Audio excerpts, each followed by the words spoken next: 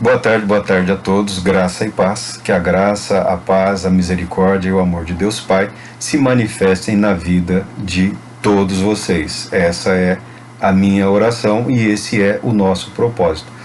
Tendo encerrado a primeira parte dos vídeos que eu me propus e proponho a fazer, a apresentação de Apocalipse, da carta de Apocalipse, como uma forma de apresentar-me a quem quiser me assistir, a quem me conceder esse privilégio. Então eu usei a carta de Apocalipse como uma apresentação pessoal de algumas ideias, de alguns conceitos, de alguns valores, todos eles, creio eu, cristãos, e também marquei posição em relação a algumas coisas com as quais eu não aceito, não concordo, vejo como grande perigo, me oponho e prometo nunca comungar. Se um dia eu me ver naquilo que eu condeno, então você pode chamar a minha atenção. Se eu não tiver uma justificativa, uma resposta, uma explicação à altura, confrontando as minhas palavras com o meu pensamento e com as minhas ações, eu aceitarei a repreensão muito prontamente. Tá? Mas é uma forma de marcar posição e é uma forma de dizer que acreditamos existirem limites e não pretendemos ultrapassar esses limites. Que Deus, em sua infinita misericórdia, nos conceda graça e sabedoria para que nos comportemos assim, dentro dos limites estabelecidos pela palavra de Deus. Não é a minha intenção execrar, ofender ou humilhar a quem quer que seja. Não é. Nunca foi e nunca será. Conheço muitos irmãos em Cristo, conheço muitos cristãos. Já nessa minha curta vida tive o prazer e a alegria de conhecer muitas pessoas de muitas denominações cristãs e até de outras religiões, de outras práticas que eu não vou aqui mencionar nem enumerar. Mas em todas elas eu pude perceber e constatar o desejo sincero de conhecer a Deus, de estar em comunhão com Deus e de fazer a vontade de Deus. E acredito eu que, sendo assim, até mesmo as pessoas que estão envolvidas em práticas com as quais nós não concordamos, porque a palavra de Deus nos proíbe, nós não concordamos para nós, não praticamos, né? Mas eu acredito que essas pessoas, pelo seu desejo sincero de conhecer a Deus, Deus se permitirá conhecer por elas. O Evangelho da graça de Jesus Cristo, eu não tenho nenhuma dúvida, vai chegar até essas pessoas. Muito certamente não através de muitos dos nossos amados irmãos que, entusiasmados que são, passam muito tempo atacando e ofendendo e até mesmo copiando aquilo que desprezam.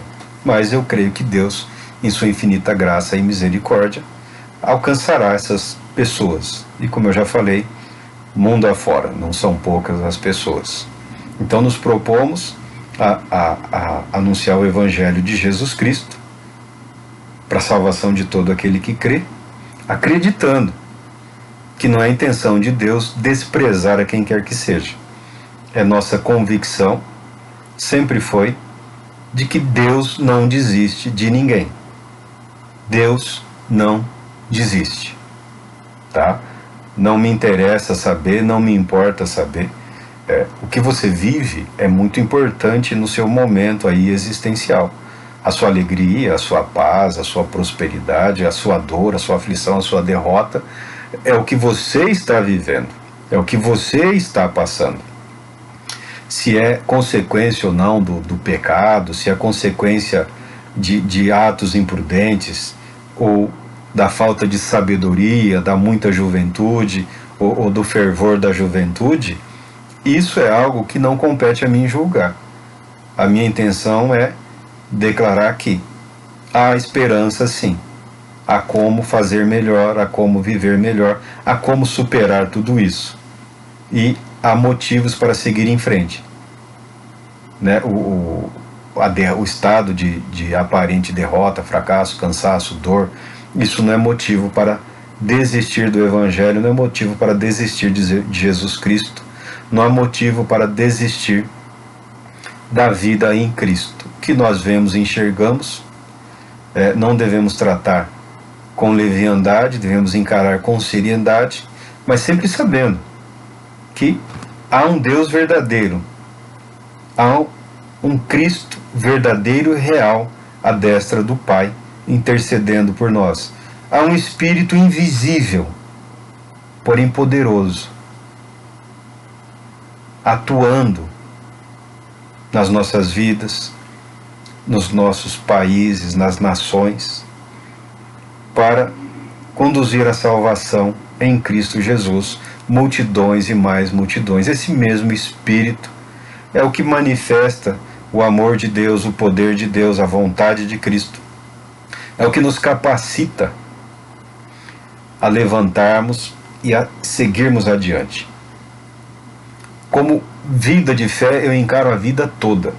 Levantar e trabalhar, levantar e seguir no ministério, levantar acreditando que hoje será melhor do que ontem, acreditando que hoje Deus tem mais para as nossas vidas do que ontem, porque ontem nos fez chegar até aqui, hoje nos levará ao amanhã.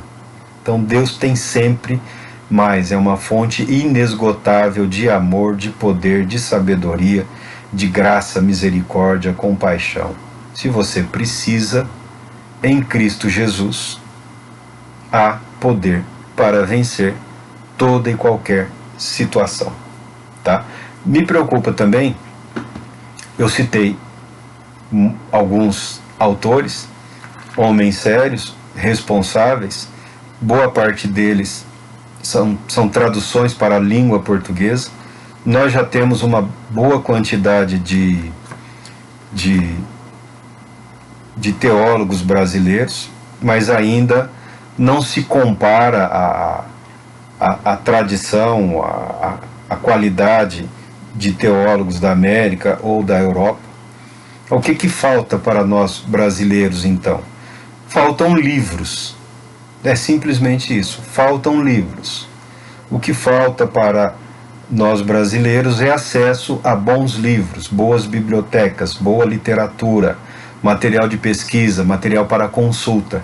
Tem muito material, mas mastigadinho, que a pessoa separou uma ou outra doutrina, ou uma ou aquela verdade, tá? Já tem um bom material. Não se compara à produção, por exemplo, em língua inglesa, ou até em espanhol também, é uma produção de literatura extraordinária, né? São dezenas de países de língua espanhola, mas a multidão aqui de nós que falamos a língua portuguesa, a quantidade do material traduzido ainda é pequena. Há uma fala aí, mentira, dizendo que o material digital vai superar o livro. Não é verdade, tá?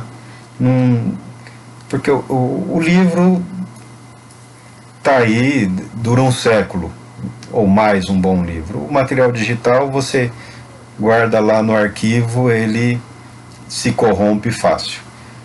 E também não há material em mídia disponível também, não aumentou a quantidade. O que se publica em língua portuguesa é o livro e o livro digital. Alguns nem são passados para o livro, porque não compensa também, porque o nosso amado povo é dado a uma prática não muito legal, né? Para quem trabalhou, o cara estudou anos e anos, né? Passou lá 1 ano, 2 anos pesquisando, tá produzindo livro, publica o livro a um custo, a um gasto, aí o irmão vai lá, tira xerox, já abençoa todo mundo, abaixa o custo. Mas isso é uma coisa que eu entendo que só vai diminuir quando a produção intelectual aumentar. Há alguns que nós até gostaríamos, aí tem um aí que é bom, muito bom, lemos alguma coisa dele, mas não temos certeza em relação a alguns pontos. Então não vemos momento ainda para não criar embaraço, né? No passado eu Eu li material de um pastor americano que tem muito material, bastante livros publicados em língua portuguesa, né? Tem bastante livros. Eu não me lembro a denominação dele.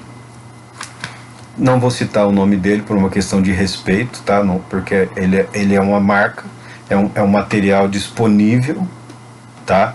Não quero fazer publicidade, propaganda negativa.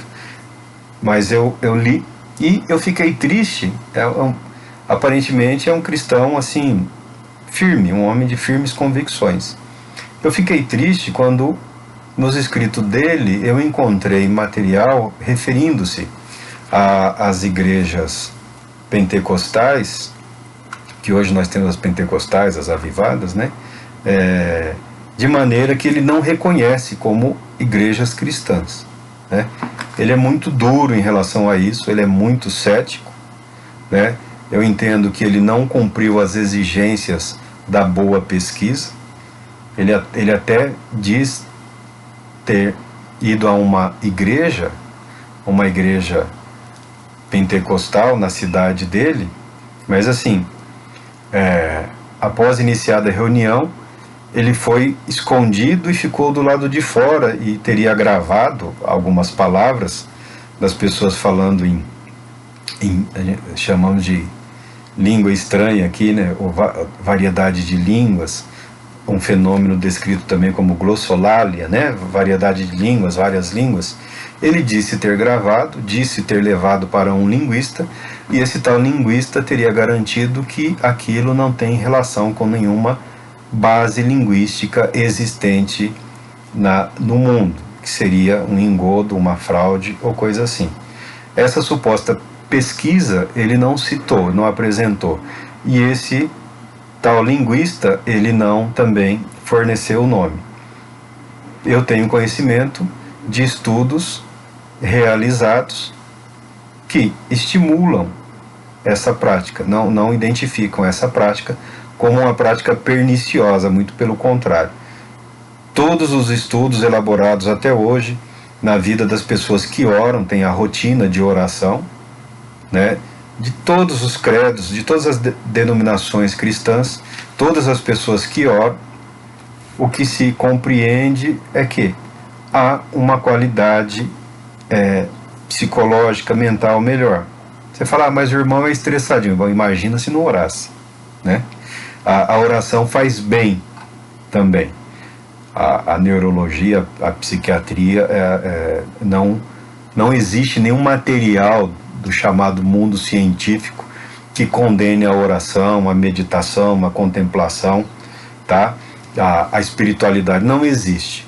Então eu fiquei muito triste quando, já faz muito tempo que eu li, faz muito tempo mesmo. Eu fiquei muito triste, fiquei chateado, muito embora eu reconheça que ele declara fé em Cristo, muito embora ele não nos enxergue como cristãos, eu enxergo ele como um cristão, ignorante em relação a vários aspectos da palavra que ele diz ser um mestre, né? Ensina, tem cursos aí, né? Um pastor americano, ele se apresenta como um mestre, o que ele não domina, ele atribui ao inimigo, mas esse é o problema dele, tá? Como eu fiz questão de manter posição aqui em relação a alguns excessos de hoje, eu espero que você não me confunda como alguém que seja contra dons espirituais, manifestações, realizações ou operações do Espírito Santo. Porque na verdade eu passei um bom tempo sempre estudando sobre isso, sempre procurando aprender mais. E à medida que você aprende, você passa a se preocupar cada vez menos com essa questão de dons espirituais, tá? Passa a ter uma dimensão muito menor. Não justifica as divisões de igreja, o rompimento, famílias que foram separadas, olha o que ocorreu. Não justifica, tá? Alguns poderiam ter tido mais tolerância e outros poderiam ter demonstrado um pouco mais de humildade também. Um equilíbrio seria alcançado. E está difícil hoje uma reaproximação, mas não impossível, tá?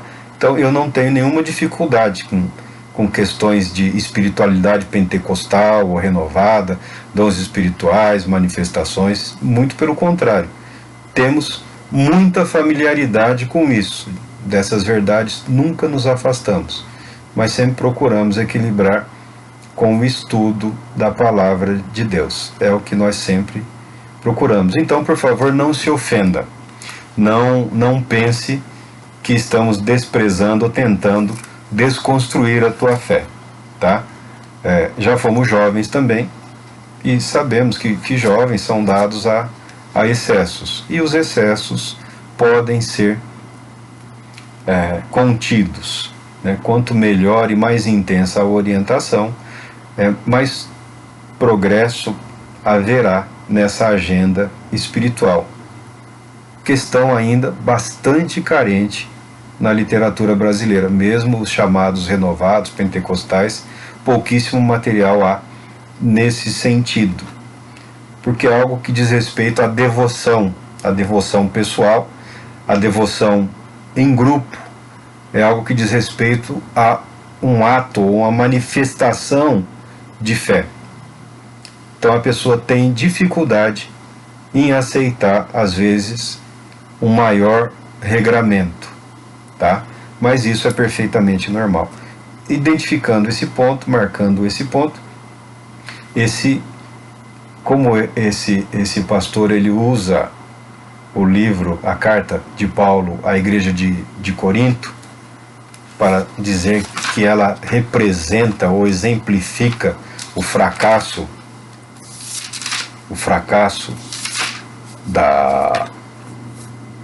dos dons espirituais, ou o fracasso da igreja pentecostal, ou que essa não é a vontade de Deus, discordando dele, eu inicio agora pela carta de Paulo aos Coríntios, declarando o que eu já disse: Deus não abandona ninguém, Deus não despreza ninguém. Mesmo havendo excessos, erro, falha ou pecado, há um caminho correto a ser seguido, orientado pela palavra de Deus. Olha como Paulo se apresentou à igreja de Deus que está em Corinto. Ele não escreveu aos que frequentam, vocês aí, vocês outros. Não, ele foi taxativo, estendendo a mão àquela igreja, permitindo-se, como apóstolo de Cristo, a ser instrumento de Cristo para a edificação da igreja. Para o apóstolo Paulo aqui, nunca, não tem causa perdida. Há sempre esperança, e ele tem a coragem de investir, de doar de si em função daquilo que ele acredita, né? Se desgastar em prol do Evangelho. Paulo fala: sempre dou graças a Deus por vocês, pela graça de Deus que vos foi concedida por Ele em Cristo Jesus. Pois em tudo fostes enriquecidos nele, em toda palavra e em todo conhecimento, porquanto o testemunho de Cristo foi confirmado em vós, de maneira que não lhes falta nenhum dom espiritual, enquanto aguardais a revelação de nosso Senhor Jesus Cristo. Paulo fala até de uma confirmação. Se existiram homens sobre a face da terra que tinham poder e autoridade para legitimar uma igreja, foram os apóstolos de Jesus Cristo. Tá? Essa é a minha convicção. Como já deixei claro, não reconheço apóstolos atualmente. Não reconheço. Pessoas usam o título, fique à vontade. Eu só tenho essa obrigação de deixar claro que eu não reconheço, tá? Porque não vejo na palavra de Deus espaço para isso, tá? Se eles se apresentam como apóstolos, deveria ser obrigação da igreja testá-los, como fizeram com os apóstolos de Cristo. Devia ser obrigação da igreja, não porque achar bonito o líder se auto-intitular apóstolo, mas deviam testá-lo para ver se ele pode se apresentar como tal. E há testes na Bíblia, na palavra de Deus. Mas estamos falando aqui dos apóstolos que nós reconhecemos como apóstolos, como colunas. Depois deles serem identificados como colunas, Cristo é o firme fundamento, os apóstolos são colunas, nós somos pedras vivas nesse edifício espiritual, tá? E não fala que vai estabelecer novas colunas, que depois deles viriam outros. Fala aqui que da parte de Deus e Cristo não falta absolutamente nada para aquela igreja. A graça se manifestou salvadora. Como também eu acredito que não falta nada para nenhuma igreja hoje. Não falta. Marco, mas não tem todos os dons, porque não é para ter mesmo. Porque às vezes não tem um, mas dois supre um ausente, três supre outro, tá? E o que prevalece sobre todos os dons espirituais, a Bíblia declara, é a fé, a esperança e o amor, é o que é eterno. Os dons são passageiros.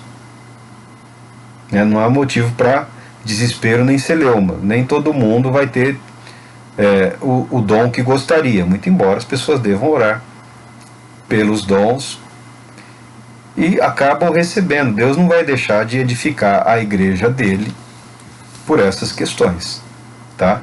Mas nunca falta nada da parte de Deus. A disposição de Deus, o amor de Cristo, a presença do Espírito, é no sentido de que a plenitude, em termos potenciais, pelo menos, já foi dada à igreja. O que resta é estabelecer o regramento, aceitar o propósito, né? E viver. E seguir em frente. Não é o dom pelo dom, não é a manifestação pela manifestação, né?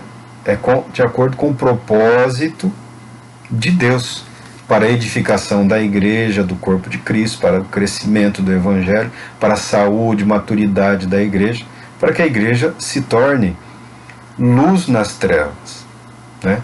E Paulo deixa claro aqui, ó, enquanto vocês estão aguardando a revelação do nosso Senhor, não lhes falta nenhum dom. Não falta. Ele os conservará firmes até o fim, de modo que sereis irrepreensíveis no dia de nosso Senhor Jesus Cristo. Pouca gente consegue dizer isso. Muita gente dita espiritual não tem essa coragem, não tem essa ousadia. Ele ou ela mede a vida das pessoas, a fé, e, querendo ou não, acaba medindo a graça de Deus, acaba limitando o amor, a compaixão e o poder de Deus pelo dia de ontem. Esse não tem jeito, eu já ouvi, né? Esse não tem jeito, esse não vai dar em nada. Eu já ouvi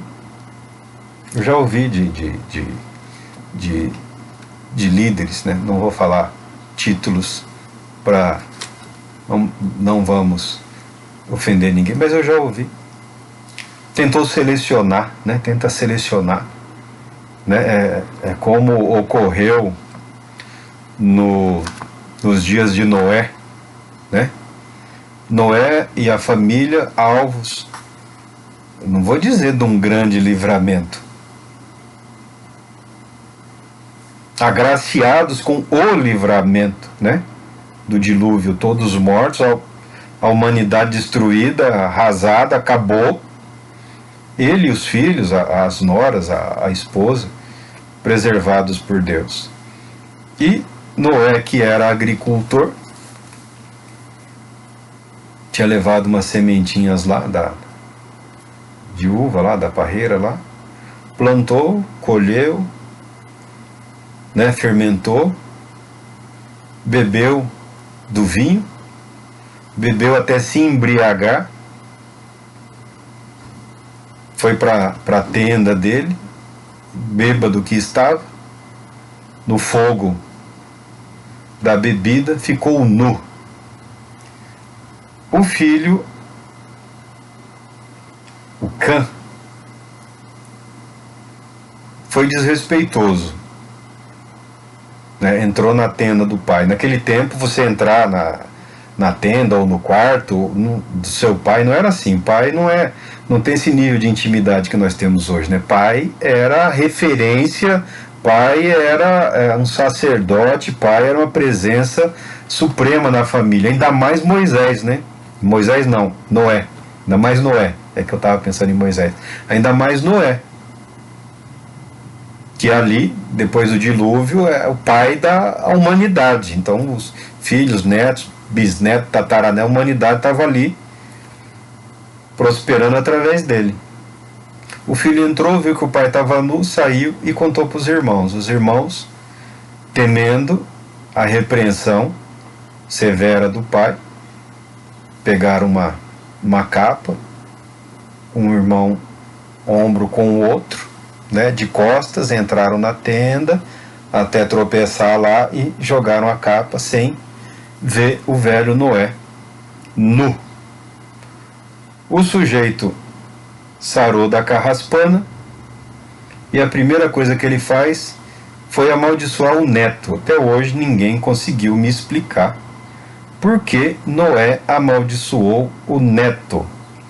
É claro que o filho ele não poderia amaldiçoar nunca, porque os filhos, ele, a esposa, as noras, os filhos, junto com Noé, foram alvos da graça salvadora de Deus. Nem se ele quisesse, ele conseguiria abrir a boca. Não podendo, talvez o primeiro rosto que ele tenha visto na frente dele, sem seus filhos, ele amaldiçoou o neto de Cã, chamado Canaã. E por extensão, amaldiçoou toda a descendência de Canaã. Que pai, hein? Que homem de Deus, hein? Isso porque Noé é o que achou graça aos olhos de Deus. Para pensar no restante que foi destruído. Junto com o livramento, vem um espírito de gratidão, de amor eterno. Mas lá no fundo, ainda tinha alguma coisa do velho mundo. Mas lá no fundo, lá na alma do Noé, tinha uma saudade, tinha um quê com o velho mundo? Tinha sim. Porque ele bebeu, não estou nem preocupado que ele bebeu. Não interessa que ele se embriagou. Porque ele amaldiçoou. E não venha me dizer que foi profético isso daí, que eu entendo que não foi. Porque é algo inerente à natureza humana. Estes que me beneficiaram, mas já eram abençoados por Deus, não eram abençoados por Noé. Agora, mesmo aquele que também foi alvo da graça, da misericórdia, do amor de Deus, ele não pôde amaldiçoar, mas amaldiçoou o neto, amaldiçoou o próximo lá. E não pensa você que é só uma questão de palavras. Isso implica numa exclusão permanente da presença. Isso significa uma exclusão das bênçãos. Isso significava uma exclusão da presença na mesa, na ceia. Consciente, deliberadamente, ele escolheu um grupo para não estar com ele. Porque o que foi preservado em vida também era preservador da fé, do conhecimento, da consciência. Amaldiçoando, ele excluiu aquele grupo do que havia de melhor nele e que ele tinha a obrigação de transmitir aos filhos, netos, bisnetos. Não é só uma questão de estar lá fazer o ofício. É a comunhão, é o ato. É o declarar: nós somos e fomos agraciados pelo mesmo Deus e Pai. A oração do Pai Nosso, que muita gente não gosta, ela não tem eu. Já parou para pensar? Quando Jesus traça as diretrizes para a oração dos apóstolos, para a oração comunitária, não tem eu. Meu Deus, eu estou aqui. Não. É Pai Nosso, nosso Pai. Ele disse para Canaã praticamente: você não tem parte com Deus. E no que dependia de Noé, nós vemos a história que deu no que deu. Algumas Bíblias têm alguns comentários indecorosos, alguns comentários até absurdos em relação a esse evento lá da vida de Noé. Eu devo te dizer que esses comentários são decorrentes de alguns comentários ou estudos que os judeus têm. Os estudiosos da Bíblia, eles fazem alguns comentários, e tem um especificamente que eu não vou citar porque é uma grosseria, que não deveria ser citado, que eu não sei porque também na margem de rodapé da Bíblia hebraica eles mantêm isso. Um rabino fez um comentário lá, mas o importante você saber é que na linguagem dos rabinos, desses estudiosos, eles usam de figuras. Alguns comentários não são para ser interpretados literalmente, não deveriam ser nem pronunciados. Eles têm o objetivo de criar espaço na mente, né? Como que limpar a casa, né? de tirar os obstáculos para permitir o fluxo de uma ideia, de um conceito. Então pegaram a pior ideia possível e eu não sei porque eles também colocam lá. Isso também chegou a muitos cristãos. Não caia nessa, não vai nisso daí não, tá? São homens sábios, são inteligentes, e o poder da literatura de sabedoria é desmascarar a nossa estupidez. Então aquele que é sempre apressado, acelerado em tomar como verdade absoluta um comentário específico, ele está se expondo ao ridículo, né? Ele está se expondo a zombar de tudo que diz na palavra de Deus. Absurdo, é imperceptível, tá? Mas como foi nos dias de Noé, como foi na vida de Noé, é na vida de muitos hoje. O sujeito acredita realmente que a palavra dele pode separar alguém do amor de Deus em Cristo Jesus. O cara viu, leu, pesquisou, falou: não, esse não tem jeito, não tem salvação, essa igreja não tem solução. Eu não acredito nisso. Falando dos americanos, o movimento pentecostal lá, no seu início, foi perseguido. Foi perseguido pelas autoridades públicas, pelas autoridades, por conta da legislação.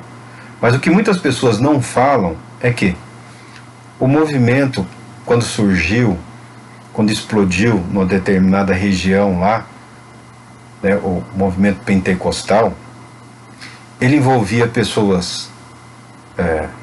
lá eles não gostam que fala negro, né? Lá eles preferem que se fale preto. Aqui você fala preto, você vai para a cadeia. Envolvia negros, brancos, latinos, né? Envolvia pessoas de todas as origens, de todas as etnias. Num momento em que a legislação americana proibia que pessoas de cores diferentes, de raças diferentes, ocupassem o mesmo espaço. Tá? A perseguição não foi por uma questão doutrinária, foi por uma questão, era a legislação, ó que ponto, a legislação sanitária, porque achavam que não era saudável misturar, deixar no mesmo lugar as pessoas de cores diferentes. Havia ideias preconceituosas, como ainda hoje há, mas naquele tempo o preconceito estava na lei. Então podia-se chamar a polícia e dispersar a reunião. Tanto que lá, o que aconteceu por conta disso? O movimento ele não acabou, foi exatamente o oposto. Aquelas pessoas que se reuniam em alguns lugares específicos para experimentarem, para vivenciarem uma renovação espiritual, um avivamento, um despertar espiritual na vida deles.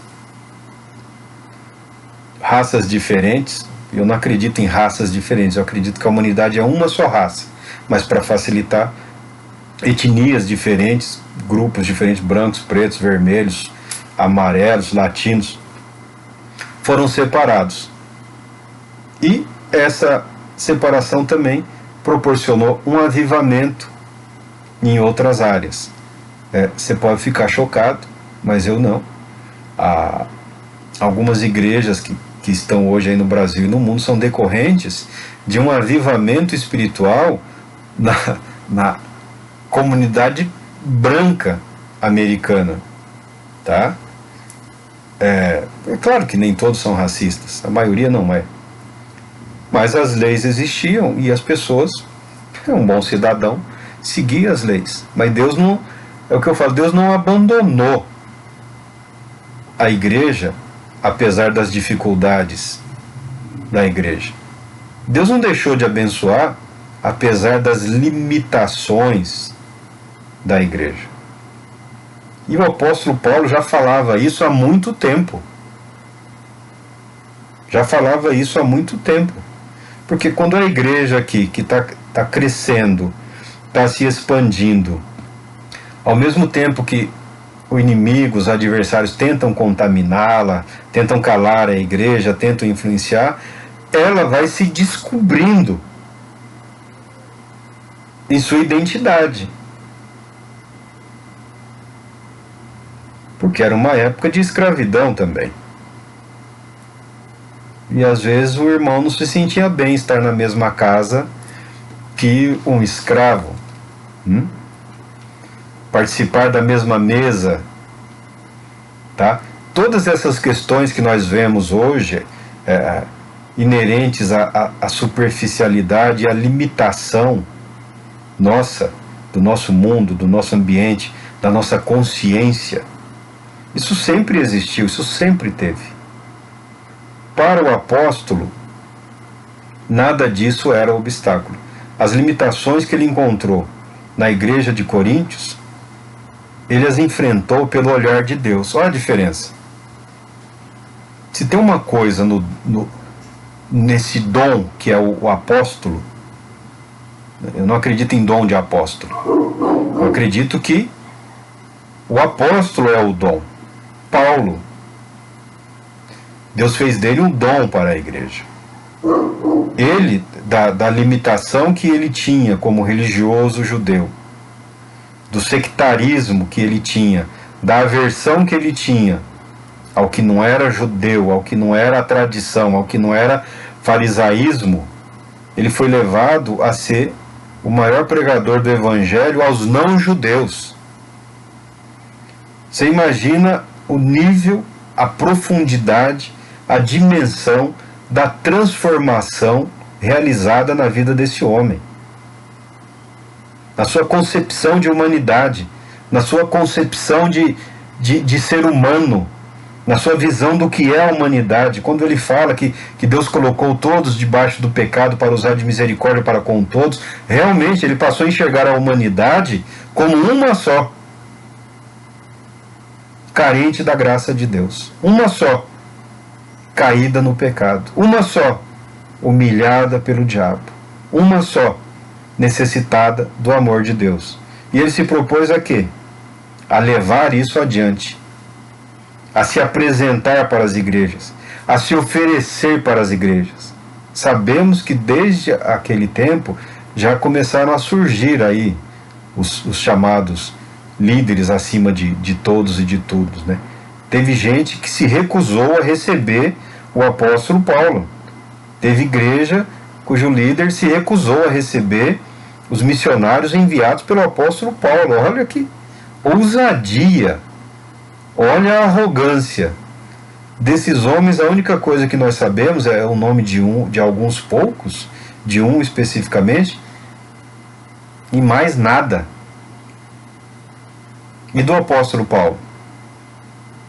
Então nós temos muitos obstáculos a serem enfrentados nos dias de hoje.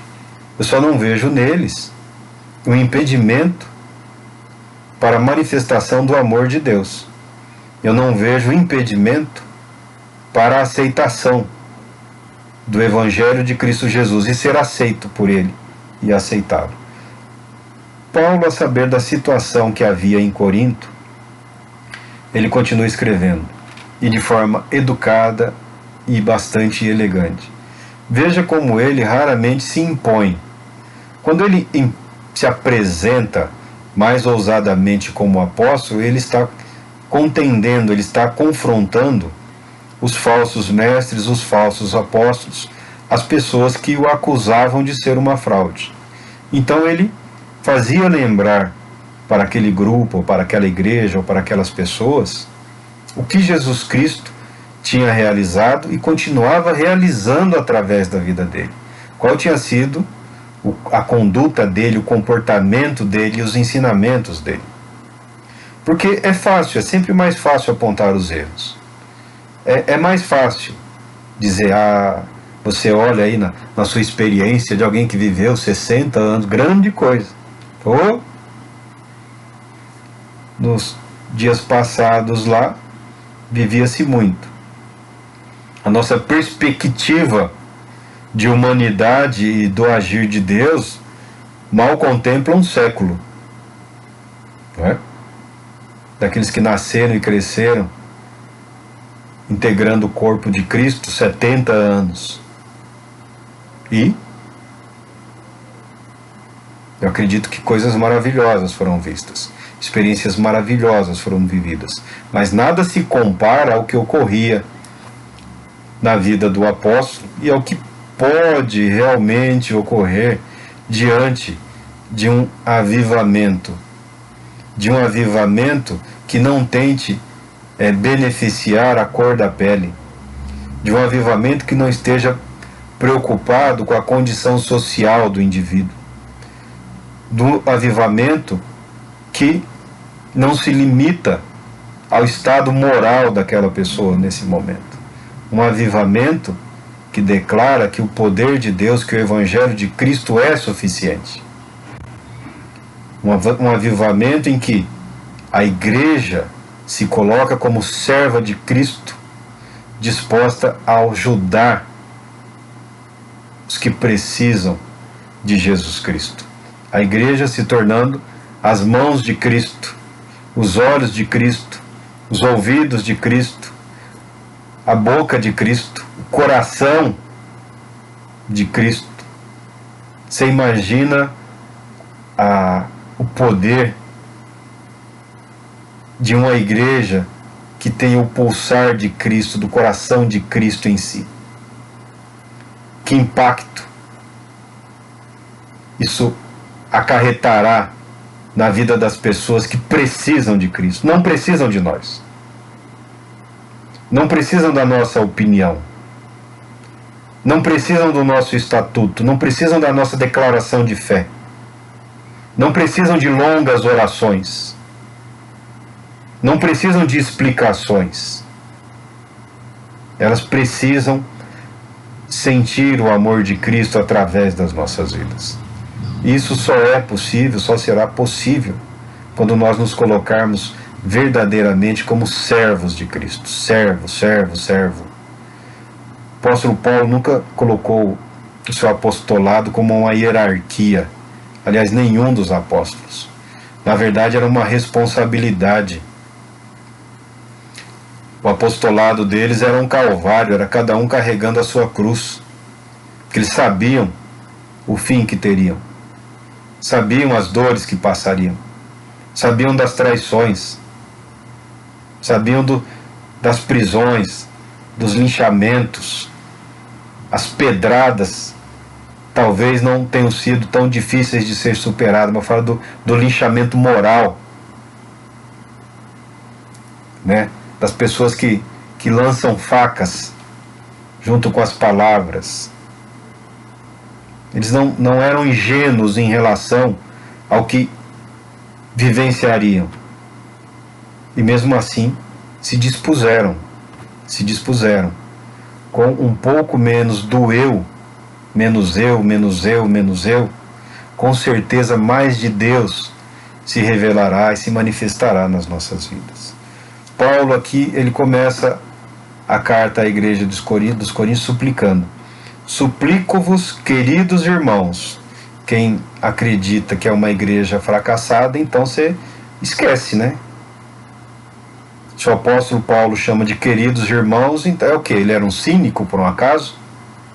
Alguém vai acusar o apóstolo de Cristo de ser mentiroso? De estar tentando manipular apenas as pessoas? Não. Irmãos, queridos irmãos, pelo nome de nosso Senhor Jesus Cristo, que concordeis uns com os outros no que falam, a fim de que não haja entre vós divisões, antes sejais totalmente unidos sob uma mesma disposição mental e no mesmo parecer. Essa é a grande dificuldade não é das igrejas, é a grande dificuldade do mundo todo e das instituições hoje. Muito embora toda instituição tenha hoje aí uma declaração de propósito, objetivo, alvo, tem uma lista lá, que eu, na minha ingenuidade, falo, mas não é a mesma coisa, o propósito e o objetivo? Como é que é o objetivo? Mas tudo bem, mas tem lá, tem um estudo para explicar isso daí. Que todos falem a mesma língua. Estabelecer uma unidade de fé, uma unidade de convicção, uma unidade de propósito, não é tão difícil. Permanecer naquela unidade de propósito, naquela visão, naquela disposição, é que é difícil. Por isso que muitos preferem não estar nesse ou naquele lugar. O que tem de errado? Não tem nada errado. Eu também vou dizer, se alguém me perguntar, não tem nada errado, só não é para mim. Porque se eu encontro disparidade entre o propósito, entre o objetivo e entre o que se vive, aí para mim não serve. Você pode dizer, Marco, você não está à altura. Tudo bem, eu aceito, eu concordo, eu respeito. Agora, o que na minha vida não está à altura de? Porque se o padrão que eu acredito seja é Jesus Cristo, eu não sou nada, não sou ninguém. Nunca disse que era. Só me jogo aos pés dele e clamo por misericórdia, por graça, por sabedoria. Vivendo um dia de cada vez, como alguém que eu conheço costuma falar, muito embora ninguém consiga viver 2 dias de uma só vez. Agora, o padrão é o quê? A referência é quem? Qual que é o valor? Quais são os valores? Ah, mas não é assim. Não, mas eu preciso saber, eu preciso me situar. O que está valendo? O que é correto para todos? É. O que é errado para todos? É. O que é verdadeiro para todos? É.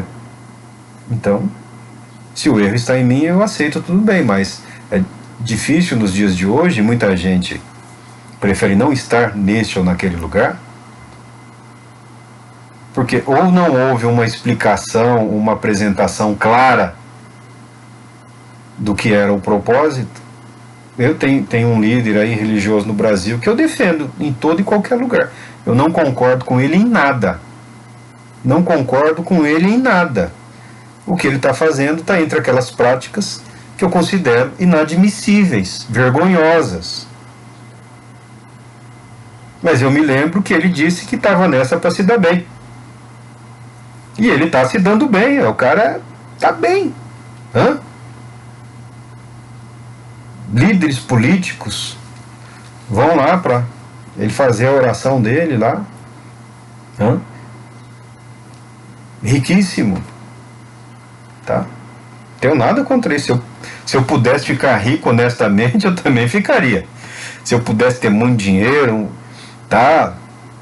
Viajar o mundo, eu já falei, eu gosto de arquitetura, conhecer as catedrais, mundo afora, tá? Não tenho nada contra isso. Mas eu sempre o defendo, porque ele sempre disse que estava no Evangelho para se dar bem. Ele nunca disse que estava para servir a Deus. Nunca disse que era para a glória de Deus ou para a glória de Cristo. O Evangelho de Cristo, o nome de Cristo, são um meio para ele atingir os fins que ele pretendeu atender. Como é que você consegue defender alguém que você não concorda? Porque ele foi claro, ele foi transparente, ele foi objetivo. Ele vive do jeito que ele falou que ia viver. Ele faz o que ele disse que ele ia fazer. Hã? Vai ser difícil conduzi-lo ao arrependimento. Por quê? Ele não está enganando. Hã? Talvez alguns tenham se deixado enganar. Mas o que vale lá é ele, é o nome dele, é a palavra dele. Então eu respeito. Respeito e me distancio. Agora, a partir do momento em que eu me proponho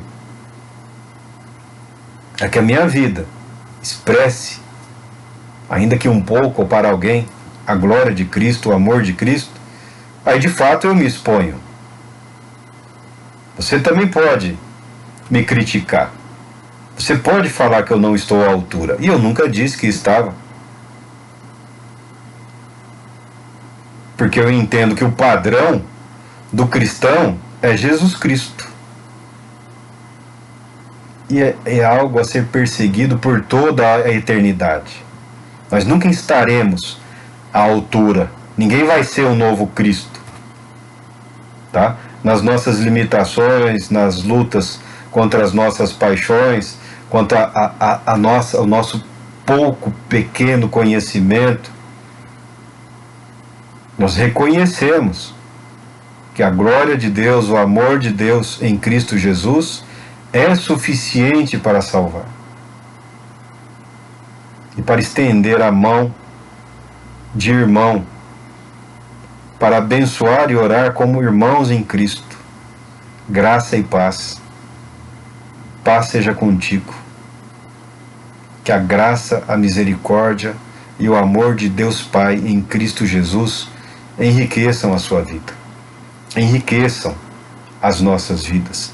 Iluminem as nossas mentes para que sejamos ágeis, para que não sejamos simplórios, para que possamos entender a complexidade dos dias de hoje, para que possamos entender que força e violência não vão glorificar o bom nome do nosso Deus. Está na Bíblia.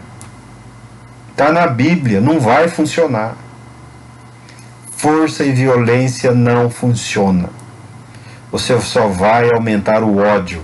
Você só vai aumentar a rejeição. Precisa ser pelo poder do Espírito Santo. Se nós não formos capazes de pelo menos pedir a Deus que enxerguemos a nossa realidade pelos olhos dele, se eu não for capaz de olhar para o próximo pelo olhar de Deus, se eu não for capaz de permitir que o Espírito Santo use a minha vida, não estou falando de dons, use os meus olhos, os meus ouvidos, os meus lábios, para ver a necessidade, para ouvir e para abençoar, não vai adiantar nada ler centenas de livros, inúmeras vezes a palavra de Deus. Muitas vezes, um tempinho só para ouvir, você pode salvar uma vida. Se você dedicar alguns minutos do seu dia só para ouvir sem julgar, Ter a coragem, como o apóstolo Paulo falou aqui, ó. Cristo, Ele os conservará firmes até o fim. Deus vai te abençoar de maneira que você se tornará irrepreensível no dia do Senhor. Ninguém